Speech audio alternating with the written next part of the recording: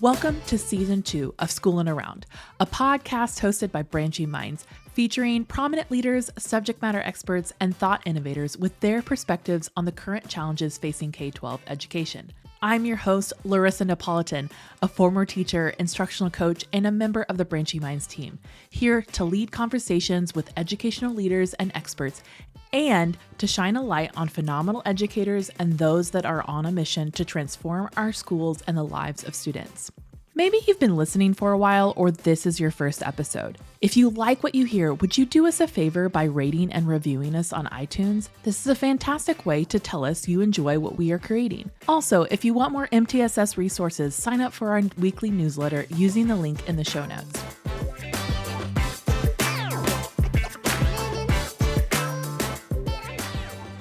And I'm here with LaTisha Cole, who is one of our Branching Minds consultants who has a vast experience. I was just reading her bio this morning. I was like, she has so much experience in all areas of leading and teaching in MTSS and behavior and special education and so much more. So we're so excited to have you here on the podcast today, LaTisha. Of course, welcome. I'm excited to be here. Thank you. Well, on Schoolin' Around, we love to have conversations with experts. Like I said, I'm a former teacher and instructional coach, and I led a lot of professional development. And LaTisha does this every day for Branching Minds. And so we're going to talk about professional development today. And LaTisha, are you excited to kind of dive in? And Oh, yes, this is one of my favorite topics. So as you said, I do it every day. So yes, I am ready. Well, we're glad to have you here. And so as we talk about it, do you have a top 5 professional development experience that you think of? Yes, I definitely do. I would say one of my top experiences was one, they had food, so they fed me. But in all serious, it was a lot of activities that were really special to my role. And so I think that's really important that when you have professional development, that people can actually listen to what's being taught and what's being given, be enlightened, and actually be able to apply it to their own role and their responsibility. So that is something that I would definitely say is in my top 5.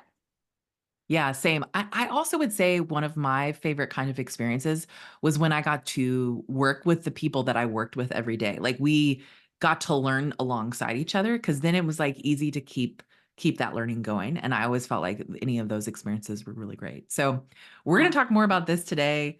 I'm excited to talk about how to really take the theory of professional development into application, into the real world. And so to kind of kick us off, I want to talk about maybe how we can actually do that. Like, could you maybe discuss from your perspective and your experience some of those practical steps or strategies that educators could take to bridge that gap between theory and application, especially when it comes to MTSS implementation? Yeah, absolutely. I think that first we have to definitely understand that MTSS is a framework, right? And it's only as good as how we implement it and then, of course, sustain it. And with that, within the integral parts of that, we have to make sure that we understand that implementing is going to take practice, right? We have to know how to implement it. We have to know all the moving parts, if you will, and what it's going to take to successfully implement.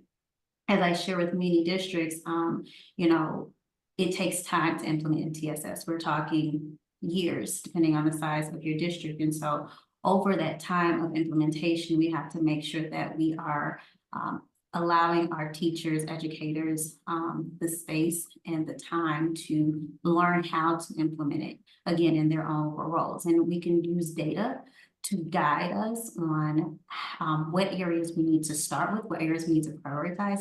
What is it that our educators need? What is it that they actually need to learn to be able to implement this to fidelity? So I would definitely say, you know, obviously, one, understanding that this is a commitment, a long-term commitment. This is not a sprint, it's definitely a marathon. And while we're on this journey, what is the professional development that actually is needed, and using the data to guide us, you know, in that direction. Because if we know what our educators need, then we'll know how to, of course, better support them. And then ultimately, of course, our students are better supported. Yeah, I think that data piece, right? We can't underestimate like how powerful that is, just as we would when we're like trying to intervene for students. I think the same thing goes when we're leading professional development, like using that data to really drive us to the most important factor or the most important training we need. And I liked what you said about how like the time it takes. I think that we underestimate how much it does take time to have really solid learning, I think, and learning that is deep, right? Because I think there's a lot of professional development that goes a mile wide, right? We sort of skim the surface a lot of the time, and we don't actually go deep on certain topics. I think that that's really important. Taking the theory to application is digging deep on that. Yeah, and I would even say, like, to dig deep, we have to also understand that it's not going to be a one-time professional development. We get it and we're done, right? Like, we have to layer this. It has to be multiple opportunities to drive home or stamp whatever the topic is. And so just keeping that in mind too, that we can't just say, oh, we're going to have professional development at the beginning of the school year, and then we don't come back to it. And I think that that is something that sometimes we, again, because of time, because we're like, as you said, we have to get this done, that we forget that we did give it to, maybe a few people or maybe our whole staff one time, but we need to continuously get professional development. And that's how we move it from theory into application. Yeah. And I think, I don't know if you mentioned this, but like case studies, like how case studies can be a really powerful way to like actually apply what we're learning. And I was reading about this recently, and there's a lot of other professions that use case studies to really practice their understanding of their practice, right? Like medicine, right, uses this all the time. They study case studies and what has been done and what could be done. And I was like, man, I don't think we use that enough. We maybe do somewhat, maybe as we do teacher prep programs, but even in the ongoing training is really examine sort of case studies and like how an intervention plan has worked, and like you get to see all that plays out and then like think through what could have the teacher done differently. Studying those kind of things maybe could make a difference. I think could be really powerful. Yeah, that, and then I would also say surveys. I think, we always we think about surveys as trying to usually typically like culture and climate, right? Like how are we doing? How are things going? But I think just even taking MTSS from theory to application, it's just kind of surveying our educators to see what is it that they actually need, right? Like we can look at our data, but sometimes educators can tell us like this is what we need help in. This is the areas that we need professional development in. And so we should not underestimate the value of getting that feedback through surveys or any other outlet that we can get that in, or inlet, I should say, that we can get that in. Okay, so kind of moving on, I would love to talk a little bit about some key components of that impactful PD, and especially within MTSS, right? You go out and train teachers on MTSS, or you train staff, and how do maybe educational leaders how could they prioritize some of these components? Yeah, I think we mentioned it already, time, right? When I talk to most educators, and obviously even, just myself, right? Just time is always at the forefront. We don't have time, and it could be, time can be so many things, right? We don't have enough time to actually do it. We don't have enough time to plan for it. We don't know when should we do it? Like when should we actually give professional development, right? Like, or what should we give it on? And so when we're thinking about time, I would say definitely make sure that we have the time protected, and but also when we do have the time protected and we're in that space, that we make sure we give time for processing and practicing. Getting a lot of information to our educators is really important, but if they don't have time to actually process it or practice it, then it just literally fall somewhere, but not where we want it to fall, right? And so I again just really thinking about what is the area prioritizing, what is the area that we really want to focus in on, what is the area of professional development that we really need to make sure that our educators have to improve their practices, and give them time to process that information and give them time to practice Mm. that new learning. And then I would say, real estate has, the location. I always say application, application, application. um, we can, again, go in and we can learn everything that we possibly can. But if we don't have opportunity to apply what we learned, then we're going to either forget it or it's not going to be used. And so I think that those are some key components that we should definitely take in consideration. And obviously, no sitting gets. No sitting gets. We don't want that. And we want to make sure that our educators are able to take that information, process it, practice it, apply it in their own roles and responsibilities. Yeah. Well, and I even think something you brought up about like the time of like not overwhelming teachers. And I think like oftentimes, at the beginning of the year, right, you're sitting in those professional development meetings prior to the start of the school year. And many educators like maybe even dread or not like love those times because they're also considering all of those little things they need to do to get their classroom ready and like be ready for that first day of school. And sometimes those professional development, I feel like I always learned less in those because I'm so overwhelmed by the amount of stuff that has to happen. And so I always think of like time is also like when the kind of deep learning needs to happen, like making sure that it's a time when teachers have time to process or have time to maybe apply that, or there's not other like 50 other things happening at that same time. I think it's important to think about all of those factors when you're going to lead a training session. And even like when, you pull teachers out for a day, right? A day of training or a half day of training is like making sure some of those little details are taken care of, that all the subs are booked and all those kind of things, because those things you want to free up the brain space of the educator to be able to focus on that learning. And so I just think about that of like when you do the professional development also matters. Absolutely. And I also want to note that you talked about no sit and get. And I don't know like who's listening that's been victimized by sit and get, but there is the time and place for maybe like a really good deep talk and like somebody who's maybe inspirational. But Mhm. there's sometimes if we lean too heavy on the sit and get, I think there needs to be a variety.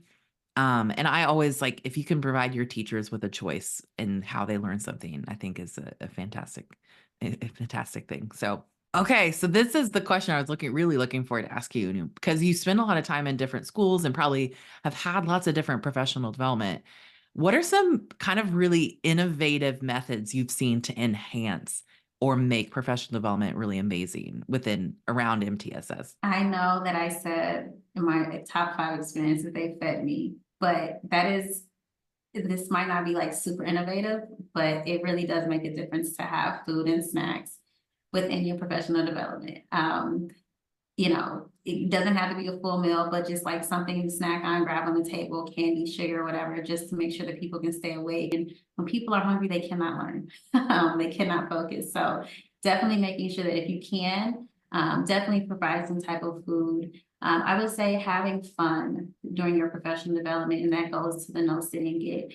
Really being creative and making sure that while we're learning, we're having fun. And I know that sounds very simple, but it is something that is a lot of times lacking in professional development. Again, as we're thinking about all the things that we have to get done, we might sometimes forget that we need to embed some type of fun activity. Even if it's just a fun, welcoming activity or maybe a fun activity to do during breaks, in between or that transition time. We really definitely want to make sure that that is a part of our professional development.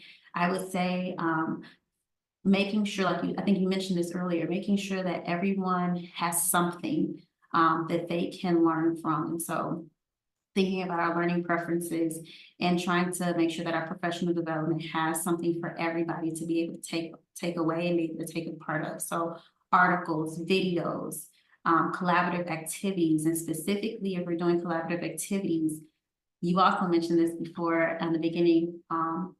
We always sometimes try to, well, I think we always try to do collaborative activities, but sometimes we want to mix people up, right? Sit next to someone you don't know, sit next to someone you usually don't work with.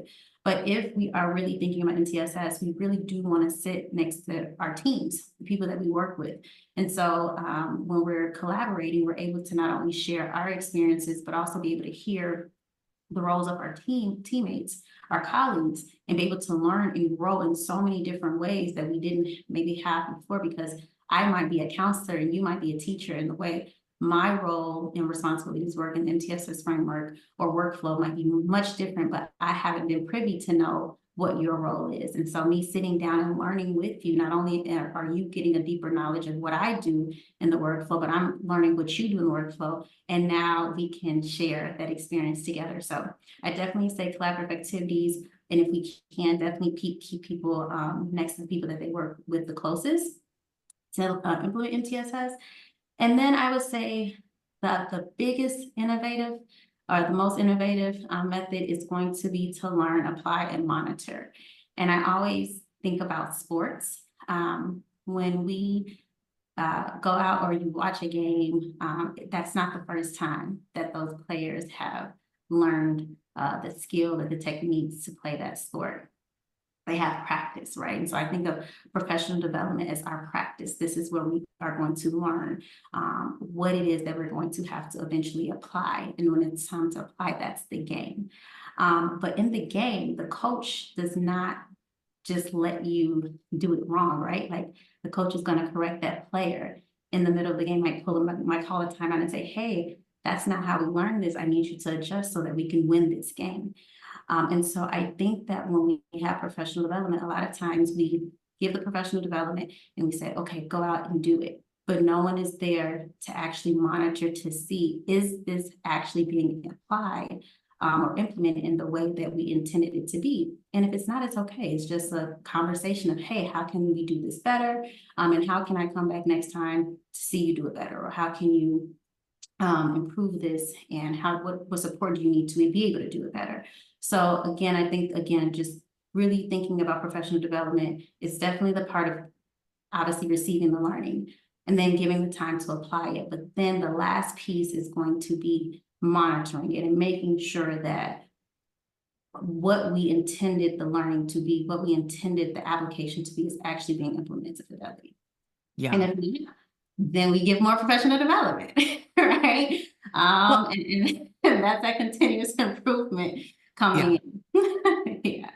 Well, and I was thinking too, as you were talking about the sort of the learn, apply, and monitor, there is a little bit of like the role of the leader to be sort of the observer, right? Like you have to be watching the game for it to Mhm, happen, mhm, and how powerful observation. Even though I know as a teacher, sometimes when a principal walks in your room, that's kind of nerve wracking, mhm, But I think when it becomes a norm, right, becomes a norm in the building for the leader to be in the classroom or for whoever, whether instructional coach or MTSS coordinator or whoever it is, but to be observing the game happening, right? mhm. And to be like, that's your data collection of like, okay, so I see a lot of teachers doing this similar thing. Well, maybe we didn't go over that. Maybe we need to talk about that a little bit and have the team reflect on it. Because oftentimes, sometimes that piece where the team goes, yeah, we did this wrong. Like, we need more practice. Like sometimes the team will tell you where Yeah. they need the help. And I think that that's where that collaboration and even like coming back after doing the observation can really help. And I think that I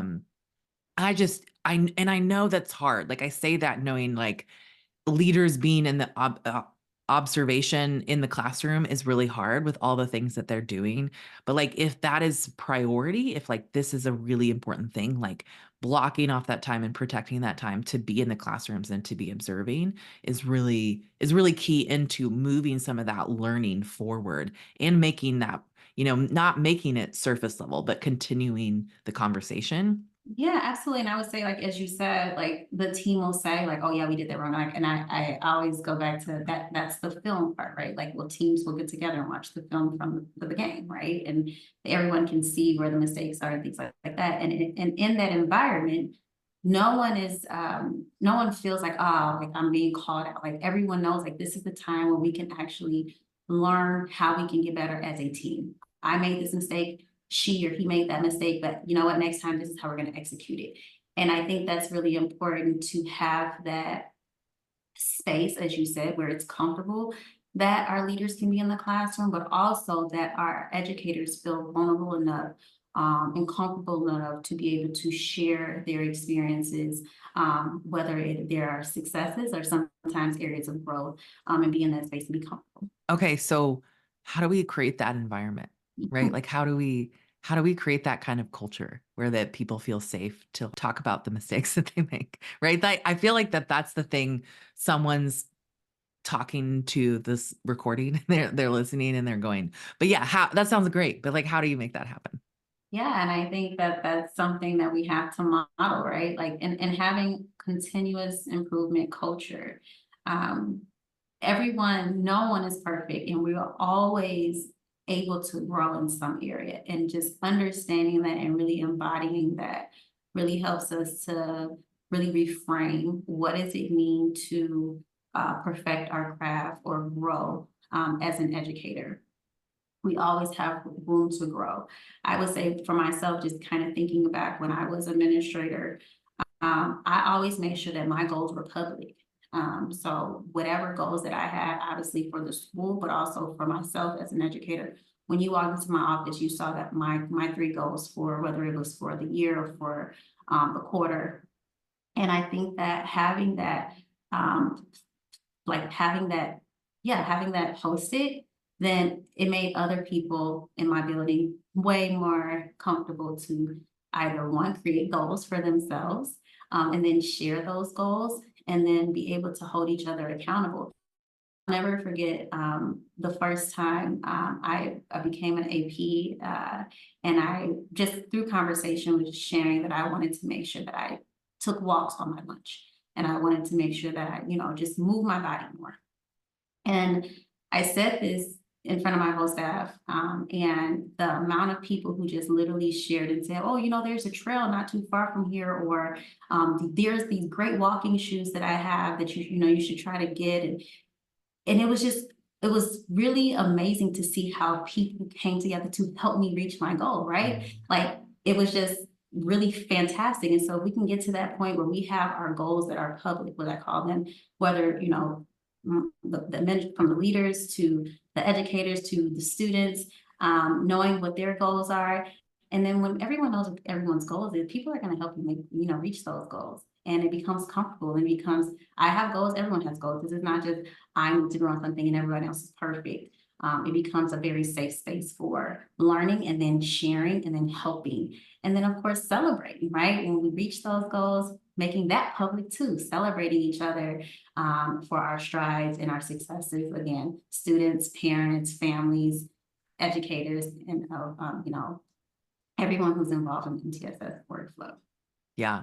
I actually think that that's a fantastic example because I think even when someone would say like, "Oh, I really wanna do this in my classroom," like, they're like, "Oh, well, I have this worksheet or I have this Mhm. resource that I" like, there is that thing of, like, when you share your goals, when people come alongside you and they want you to be successful, how empowering that is, and it also does hold you accountable, like, it does sort of say like, then people are gonna ask you about that, right? Like, I always think about when I first ran a half marathon, I told people, and then I was like, "Well, now I told people, they're gonna ask about it." So, You gotta do like, I it. gotta do it. So, I think that's the part of it is that creating that culture, that's a really good way for a leader to sort of start to set that tone of like, "Hey, I really wanna get better at my walkthroughs." And, maybe someone will be like, "Here's a rolling desk that you could use." Yes. Or, I think that that's such a good starting point for people who are like, "I don't know how to do that work," to start that environment of continuous learning. So and I also wanna talk about celebrations a little bit because something that I think one of the branching minds, I don't know if it was you or somebody else that was talking about this, but something they do is, like, do a cheers, like, when someone shares a win about their learning and they, like, say a cheers, and then there's, like, a whole thing of, like, you have different things, like, to say. Was that you or is that somebody else that No, you that wasn't, but that sounds really interesting. Well, and I thought it was just, like, if having sort of something like when someone shares a win, like, everyone says they're like, "Cheers," and I just love that Oh, because, yeah. like, establishing a culture of celebration, I think is really and that trickles down to students, I think is huge. And Yeah. there's so many hard things. I don't know, I just think there's so many hard things in education, why not make like when there's good things happen, like make a big deal out of it? Absolutely. And I would always encourage, especially my leaders, there should be designated spots in your building where celebrations are posted and visible. And everyone should know what they are. And so, obviously most schools will announce celebrations, but just throughout the building, there should be places where you can see celebratory measures, whether again for students, for educators, just so that it's visible and people are being celebrated. And so again, it creates that culture of celebration just visibly in your halls, in your building. Hi there. I'm interrupting this conversation to share another MTSS hero shout out. These are those educators that go above and beyond and deserve celebration for their hard work in their school.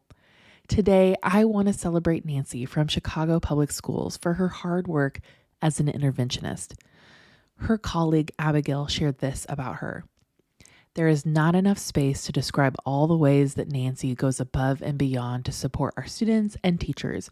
Her vision for MTSS at our school guides our work and has led to a real movement for students. She is thoughtful, knowledgeable, and above all, kind and understanding. Thank you, Nancy, for your dedication, hard work, and all that you do. Now, back to our conversation. Leading professional development kind of has a bad, or just professional development may have a bad taste in the mouth for many educators, right? And Mhm. so I was just thinking about, and every district is very different. But what are some of those obstacles that maybe get in the way of really high quality professional development? Or like what are the things that maybe are obstacles that people find when they're like trying to do that PD for MTSS?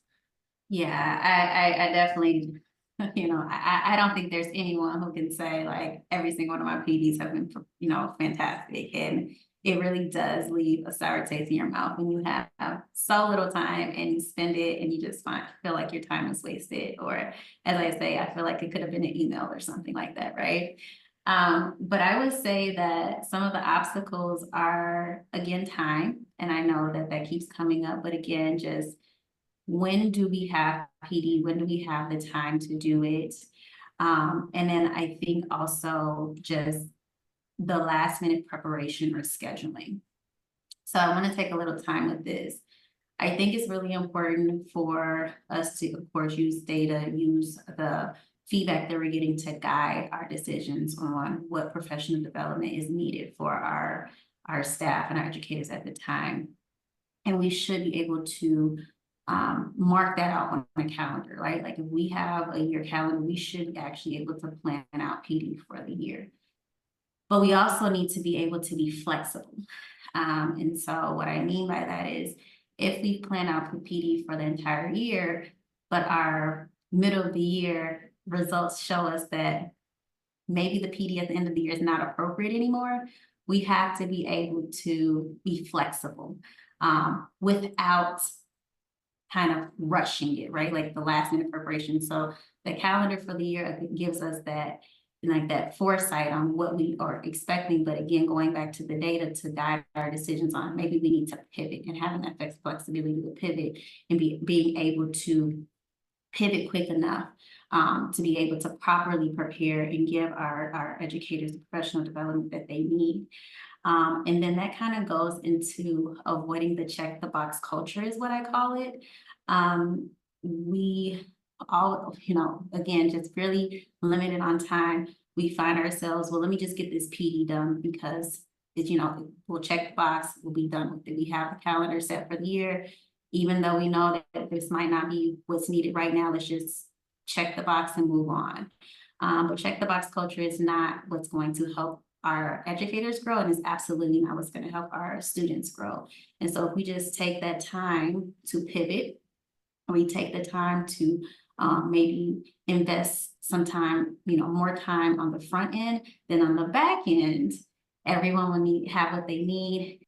Well, and I want to talk a little bit about the flexibility piece. I think it's like a being able to be responsive to the needs of your staff, right? Mhm. There is that spot of like, if you realize like, oh, we actually, looking at this data, we actually need to do training on this thing Mhm. before we can even get to that other thing. And I think it's the same thing you do in the classroom, right? Like you respond to your checks for understanding, your formative assessments, you respond to that and figure out what is needed. But like when you have a plan, when you have an overarching plan, you kind of know the maybe continuum that you're going. So like if you have to kind of go back a little bit and then go forward, like I think it helps you can just be more responsive if you have that set plan and you know where you're going. I think it's just like sometimes if you just go into like, oh, we have a PD day coming up, I have no idea. Oh, I think we could just do one about self-regulation or something like that. I don't know. And I just Yeah. think that sometimes it as an educator, as a teacher, you can feel that. You can Mhm. when Oh, you yes. when someone who comes in to lead professional development is unprepared and unaware of what the environment is giving, like unaware of what's really needed, it really will fall flat and it will be, I just think it'll like come back to haunt you in so many ways. And so I think that just being super intentional about that time, because from what I know about adult learning is that adults, we don't want to sit through things that are not going to be relevant to us, that are not going to be important, like that could have been an email. Like Mhm. that's the easy way for everyone to pick up their phone and be distracted and do something else or grade papers or, especially if it just doesn't relate to them. Yeah, and I would even just add to that, just, when we go to a professional development and we know that this is not applicable to us, we're actually more resistant to come to the next one, right? And whether we have to physically be there doesn't mean that we're mentally there. And that is an obstacle within itself, right? Like, how are you making sure that your educators are mentally present for this PD, and that all goes into the preparation of making sure that this PD is going to be impactful for them. Well, and that's, I mean, to me, this is what I would say to the leaders listening is like, that time is so valuable. You do not want to waste it, right? You only get so many allotted professional development days. And if you're in the Midwest, you may lose some to snow days. Like, Right. you only have so much time. And so really being super intentional about how you use that time and being very strategic about what you do together, what you ask teachers to do on their own, I think is just so important because I mean, we just know we can't waste a second of it and you want to make the most of that time together. We've talked a lot about some different strategies of different things, but is there any other that you haven't really mentioned as far as like overcoming some of these barriers so that PD can really serve to the sustainability of MTSS? Maybe that's really the question I want to ask is like, how is it that we can really use PD to our advantage to really sustain the work of MTSS over the long haul? Yeah, I think, as we mentioned before, when we know what our educators need to be able to implement their roles and responsibilities within MTSS, and we provide that to them, we're setting them up for success, right? We're setting our entire school community up for success. And so I think too, we need to consider competing initiatives. Do we have too much going on? Is this going to overwhelm our educators in a way that they just literally won't be able to take this information and implement it to fidelity, or even be able to sustain, because we have so many things going on. I know I keep coming back to this check the box, but it gets very comfortable to check a box, and we have to just make sure that we're doing what matters. Yeah, I want to come back to something you were saying about the competing initiatives. And I was talking with somebody recently, and they were talking about sometimes if you're a district leader, you may not always have insight to like different initiatives that the schools are doing, right? Like you may say, oh, we're doing this MTSS thing, but maybe second grade is they're getting a refresh on their reading curriculum. So they're also learning about a new reading curriculum, right? Or they've implemented this new e-hall pass at the middle school. So sometimes those competing initiatives may be smaller things that you aren't always aware of. So I think that as a leader, really considering district wide, what are the different pieces that are happening? Because that can really be part of that competed initiative. Yeah, and I would even say if you find yourself in a situation where you have competing initiatives, and sometimes it's just out of your control, right? Again, as I said before, doesn't mean we should just shy away from, whatever component we want to focus on MTSS because we have other competing initiatives. Maybe if we have these competing initiatives, maybe there is a component of MTSS that would just flow really nicely with the initiatives that are currently going on. Well, okay, LaTisha, this has been a fantastic conversation, and I love talking about just how we can really use professional development in a way to move the work of MTSS forward. And I do think it is the secret ingredient to making sure that your MTSS is sustained over the long haul, right? Because if you don't do that foundational work with your educators, because they're the ones who are sustaining the work on a day-to-day basis, right? If the leaders are not doing that, then it will fizzle out. And so I think that that's a part of like thinking through what is the most important things and how can we do the work to sustain those over time? And I think that takes a lot of really intentional planning and choices by the leadership. And I'm talking district and building and your MTSS teams, right?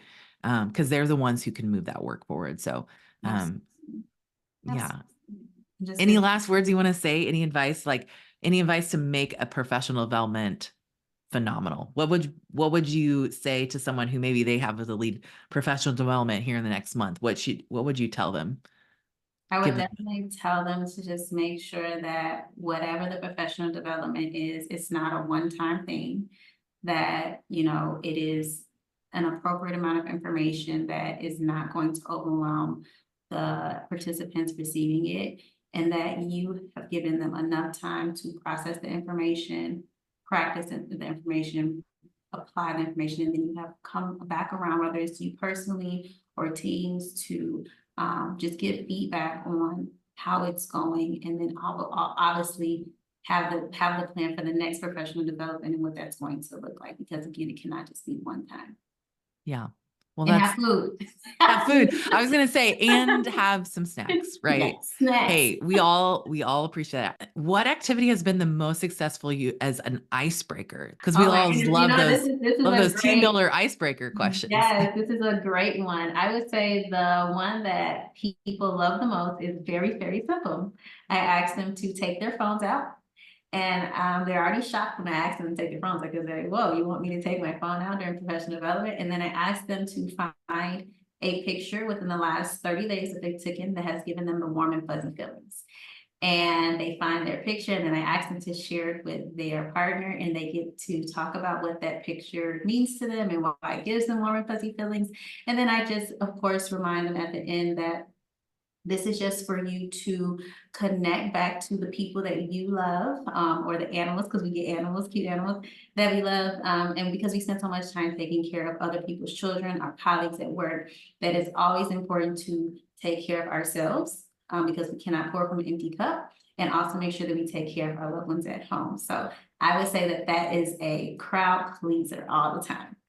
I love that. That's fantastic. That's a great idea. Because and too, you get to learn a little bit about your participants too. Yes, absolutely. You get to learn about your colleagues. Fantastic. Well, thank you so much for being here. Thank you for having me.